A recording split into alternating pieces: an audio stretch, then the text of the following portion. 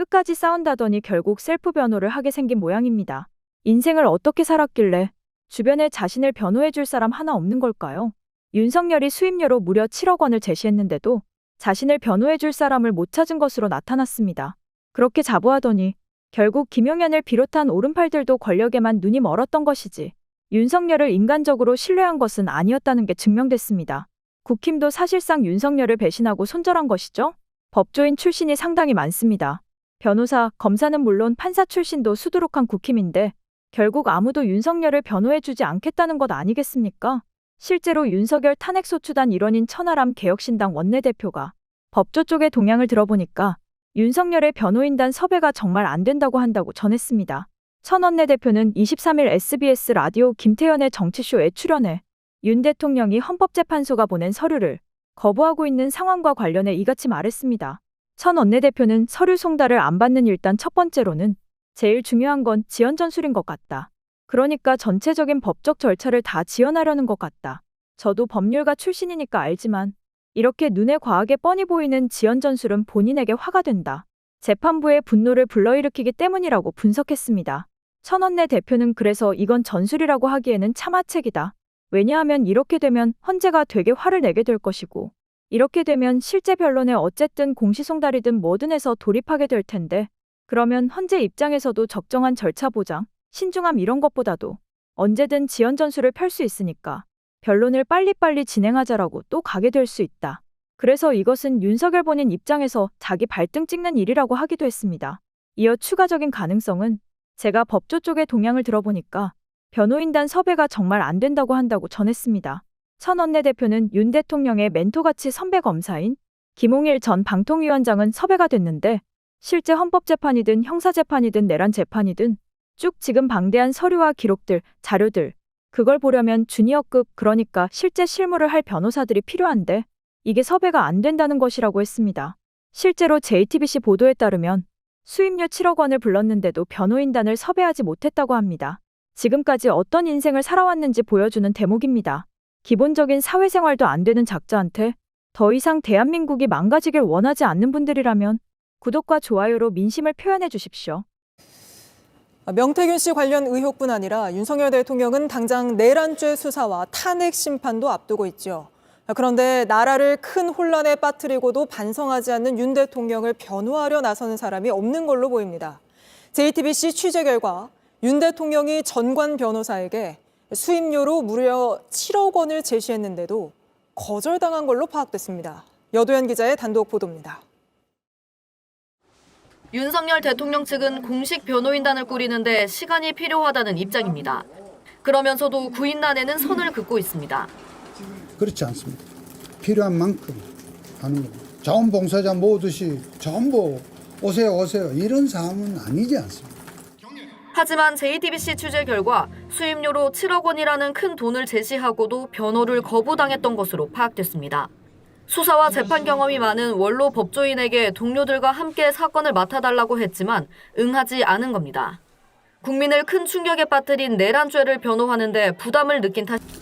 제가 기사를 다 살피지도 못했고 다 기사 여러분들이 잘 정리를 해 줬을 거라고 믿고 이렇게 생각하고 있고요.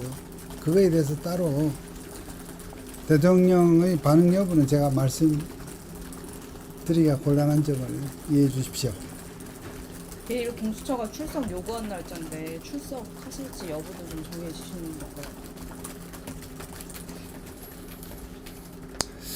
내일 출석하시기는 어렵지 않나 그렇게 보고 있습니다. 혹시 왜 그렇게 보고 계세요?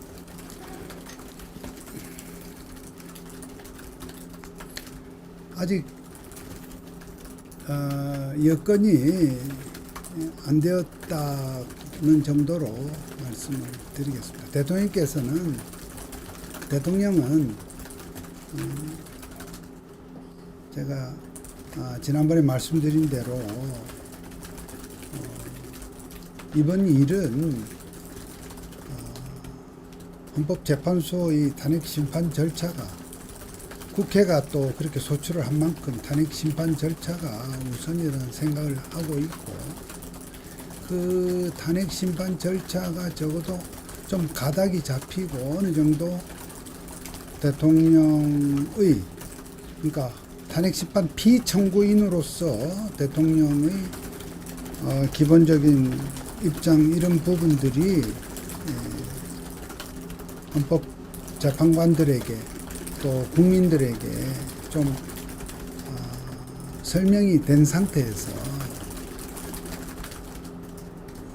설명이 좀 되어야 하는 것이 우선이다 이런 생각을 하고 있습니다.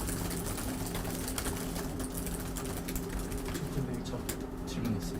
네, 그러면은 수사보다 탄핵 절차가 우선이란 말은 네. 탄핵 여부에 따라서 수사에 응하는 게 달라질 수 있다는 말인가요? 탄핵 여부라고 하신 것이 탄핵 최종적인 그 심판의 결정, 대통령 파면 여부에 관한 심판이 탄핵 심판이지 않습니까?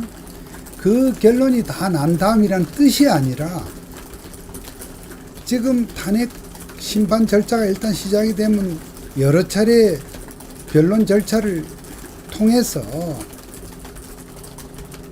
대통령을 소추한 쪽은 소추한 대로의 입장과 이유가 있을 것이고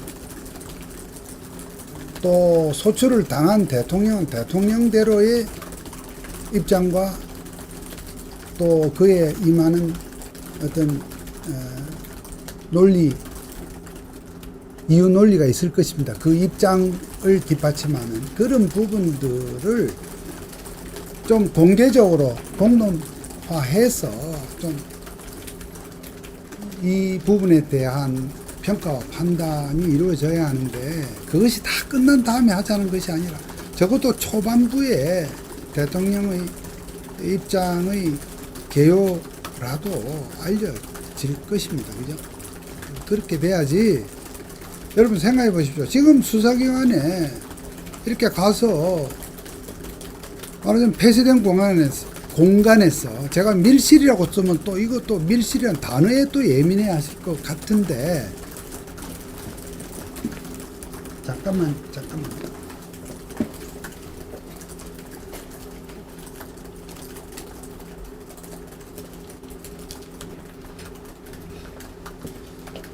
폐쇄된 공간에서 수사관과의 문답으로 대통령이 어떤 입장과 사정과 어떤 행위에 어떤 지금 수사기관에서 예를 들어 내란죄를 조사한다고 합시다. 이게 내란이냐 아니냐를 수사관에게 설명할 그런 사안이 아니라는 것입니다. 물론 때가 되면 그 절차에도 응할 것입니다.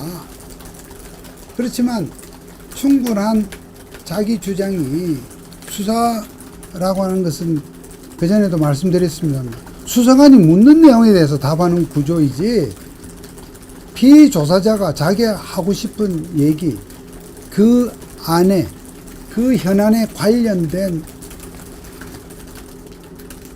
전제적 사실이 있고 동기가 있고 고충이 있고 배경이 있고 한 부분을 헌법재판이라는 절차에서는 공방의 형태로 어느 정도 충분하게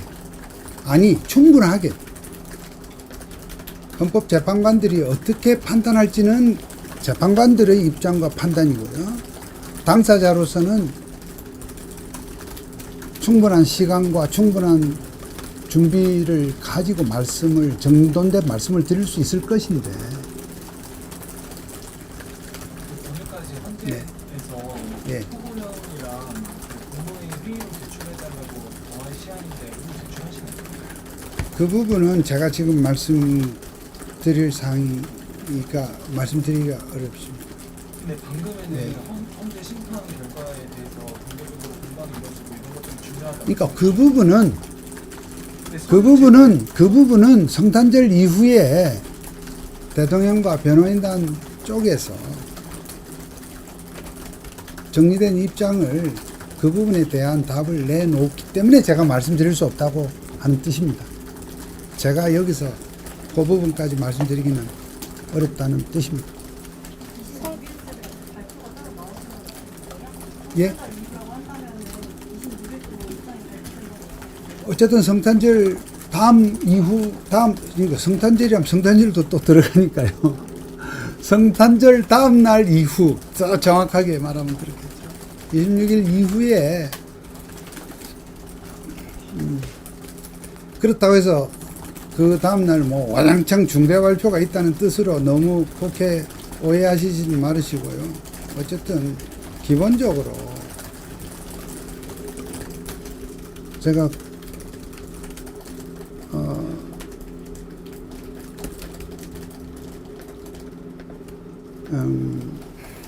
뭐 이 저의 어떤 저의 의견이 이렇게 제 말씀 속에 저희 평가적 제 의견이 뭐 이렇게 들어갈 수 없는 점을 여러분들이 이해해 주신다면, 이건 전 국민의 선거로 당선된 대통령, 국민의 주권적 의사가 반영된 대통령에 대한 파면 여부를 파면해 달라는 것이 탄핵 소추자의 입장이고, 대통령의 입장은 그것이 온당하지 않다 하는 입장일 것입니다.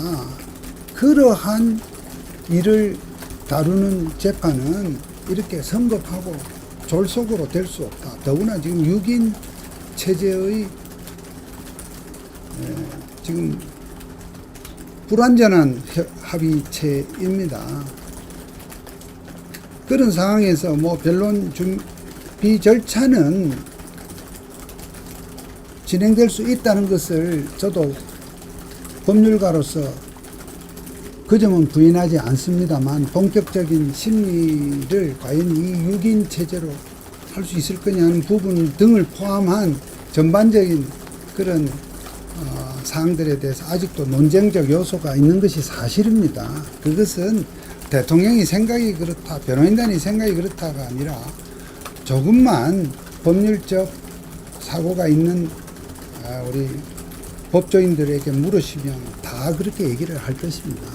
가처분이 났으니까 뭘 할 수 있지 않느냐 하는 부분은 아주 피상적인 접근이라고 봅니다.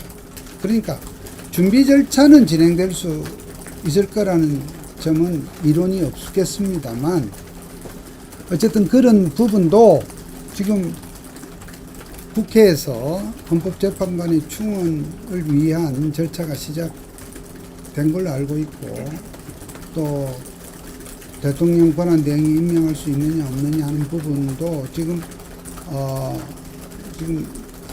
논의되고 있는 상태라고 볼 수 있지 않습니까? 그러니까 그런 부분들에 대한 추이를 보면서,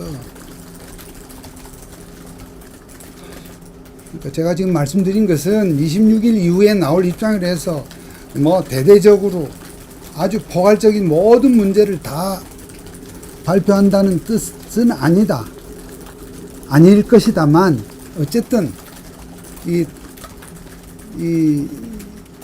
시성 있게 이 시점에 맞는 그러한 입장들이 알려지게 될 것이다, 이렇게 말씀드립니다.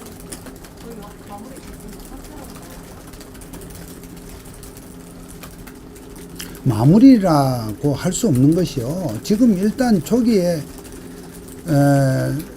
준비를 해서 해 나가는 과정에서도 계속 자원 타천으로 계속 추가가 될 수 있는 것입니다. 어디서 문을 닫고 여기까지라가 아니라는 점에서 마무리라는 표현은 안 맞다고 보고요. 그 부분도 그분들 하시고요. 저 역시 마찬가지입니다. 저도 그분 어느 단계가 되면 저도 제가 여러분들과의 접촉의 어떤 편의 등을 생각해서 지금 조력자라고 하고 변호인단에 지금 안 들어있다고 얘기를 한 것인데, 어떤 야당이나 일부에서 변호인도 아닌 사람이 뭐 이런 얘기를 하느냐고 합니다만, 뭐 저도 뭐 잠재적으로는 나중에, 그러니까 우리가 변호인이라고 한다면 법원에 또는 재판소에 선임계를 내야 이제 정식 변호인이라고 한다면 제가 그 단계에 와서 또 할 수도 있는 문제고요. 그러니까 어쨌든 광의적 의미로 대통령을 앞으로 변호할 분들은 많이 나오실 겁니다. 변호인의 활동이 꼭 법정 내의 변론 활동에만 꼭 국한되는 것이 아닐 것입니다. 여러 가지 법률적 견해를 서로의 어떤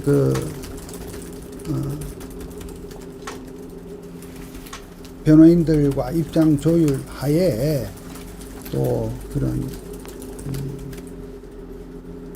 대통령을 법률적으로 조력하기 위해서 활동하는 것은 방법은 여러 가지 있을 것으로 봅니다. 27일날 변준길 현재 잡혔는데 그럼 소송 위임장 제출은 언제 하시는 거예요?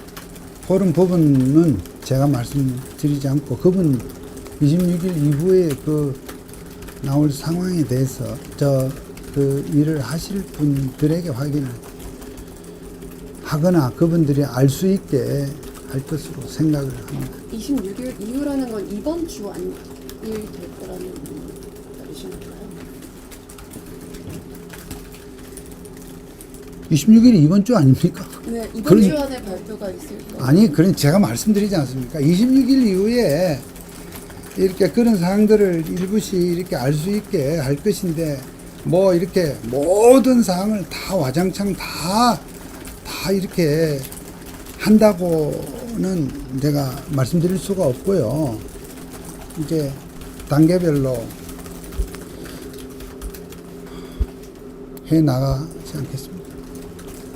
저도 질문 있는데요. 네. 그 박근혜 전 대통령이 검찰 특검 조사 수용하겠다고 말하고 약속 안 지켰던 걸 헌재가 결정문에서 지적하기도 했는데 윤 대통령은 어느 법원에서는 법적 책임 진다고 하시고 수사 응하지 않는 건 탄핵 심판에 불리할 수도 있다는 얘기 나오는데 어떻게 보시는지. 그 점은 제가 뭐 답할 입장에 있지 않고요. 제가 거듭 말씀드립니다마는 이번 이 사안은 단일한 어떤 사건 사고에 대한 그시 쟁점이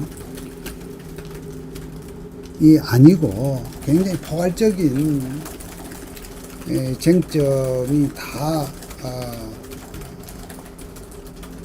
포괄적으로 많은 쟁점들이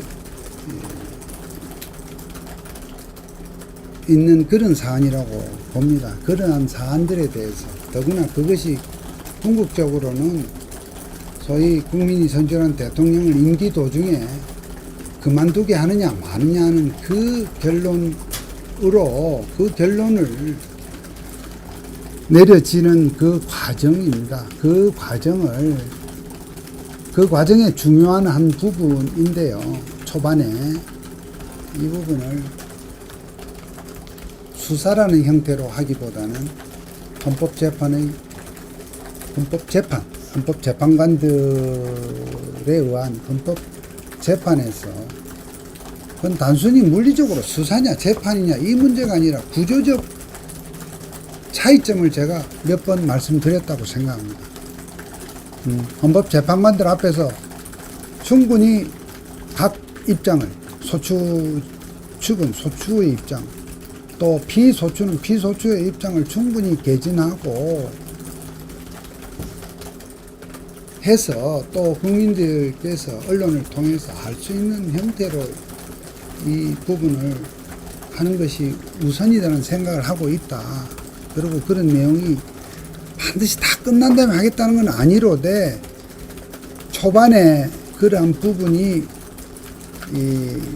서로가 공격 방어가 되는 틀이 갖추어지고 초반에 어떤 입장의 계략적인 표명이 이루어진다면 국민 여러분께서 이 사안을 좀 보시는데 객관적이고 엄중하게 봐야 될 것이라는 것이고 반면 수사는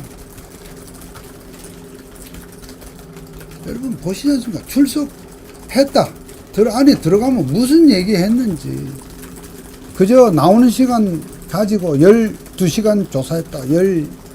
14시간 고강도 조사를 받았다. 무슨 내용을 어떻게 얘기했나 하는 것을 좀 이 대목에서는 좀 객관적이고 정확하게 알리기도 어려울 뿐만 아니라 수사의 속성이란 건 거듭 말합니다만 수사관이 묻고 수사관이 조사에 담고자 하는 얘기밖에 할 수 없는 한계가 있다는 점입니다. 이 사안은 그럴 사안이 아니라고 대통령은 보고 있기 때문에 이것이 조금 전자의 헌법재판의 초반에서 공론화가 됨으로써 수사할 사항들 짚어야 될 사항에 대해서 자연스럽게 이것은 제가 부연 설명 드리는 겁니다. 대통령께서 뭐 그냥 어떤 어떤 절차가 앞서야 된다. 그냥 이렇게 간단하게 단순하게 여러분들이 이게 수사를 회피하기 위한 것이 아니냐는 질문에 대한 저의 답이라고 생각하셔도 좋고, 아마 이 부분은 대통령도 공감하실 걸로 저는 추측합니다. 26일 이후라고 계속 말씀을 하고 계신데 27일이 변론 준비 기일이잖아요. 그러면은 그 준비 기일에 입장을 만약에 발표하시면은 일정이 좀 어떻게 겹칠 수도 있어서 정확하게 어쨌든 제가 여기서 말씀드릴 수 있는 것은 성탄 당일까지는 뭐 없겠으나 성탄일을 지나서 현실적으로 27일 날 변론 헌재 정확히 이름이 뭐죠? 변론 준비. 예, 그런 절차가 있는 것과 관련한 어떠한 입장이나 또 대처가 있을 수도 있지 않겠느냐. 다만 그것이 거듭 말씀드린다고는 또 여기다 뭐 어떤 다른 수식어를 붙이시기보다 단계별로 기본적으로 대통령은 뭐 이것을 뭐 회피하거나 불응하거나 거부하거나 그런 것은 아닙니다. 그러니까 표피적으로 수사기관이 날 정해서 나오라는데 안 나가면 거부고 불응이고 이런 것이 아니라 제대로 해야 된다.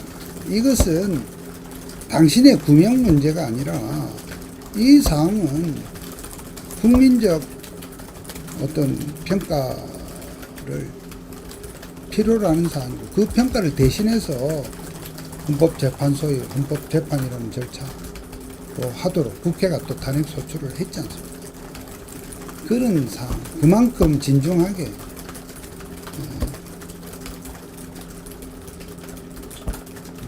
하자는 뜻입니다. 여기까지만 하겠습니다.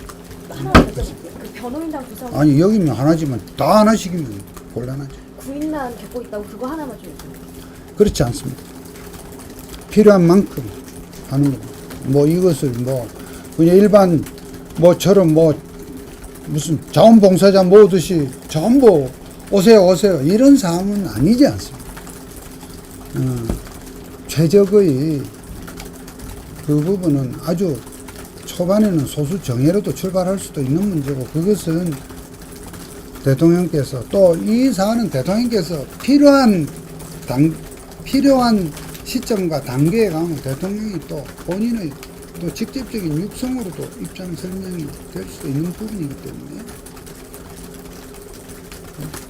많은 변호인이 대리하는 변호인이 있다 하더라도 일반적으로 어떤 사안에서도 당사자만큼 아는 변호인은 없습니다. 일반 사안이 그렇다는 것입니다. 그런 점에서 변호인 숫자 부분도 그렇게 지금 초반에 변호인 숫자 부분도 그것이 뭐 중요한 것은 아닙니다. 그러면 지금 현재 심판 서류는 생각 안 하셨지만 첫 변론 준비 기일에는 변호인을 통해서 참여를 하실 조금만 기다려, 그 언제 며칠만 기다려 주십시오. 며칠이요? 제가 여러분들께 이런 말씀조차도 안 드리려니 여러분이 너무 좀 답답해 하셔서 이런 것이라는 것이고 그래요. 변호사님, 근데 내일 소환인데 거기에는 아무런 액션 없이 그냥 안 나가실 것 같다는 거죠?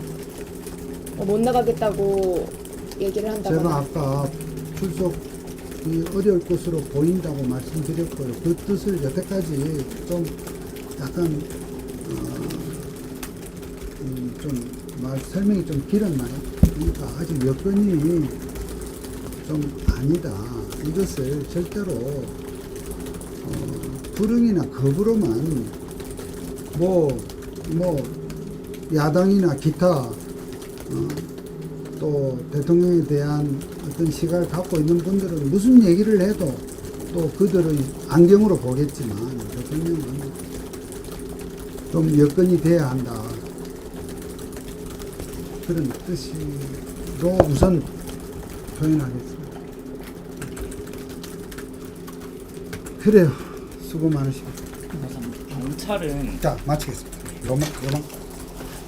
윤석열이 지금 당장 긴급 체포되어야 한다고 생각하신다면 구독과 좋아요 부탁드립니다. 여러분의 민심이 표현되어야 할 때가 됐습니다. 정치 강타가 여러분과 함께 싸우겠습니다.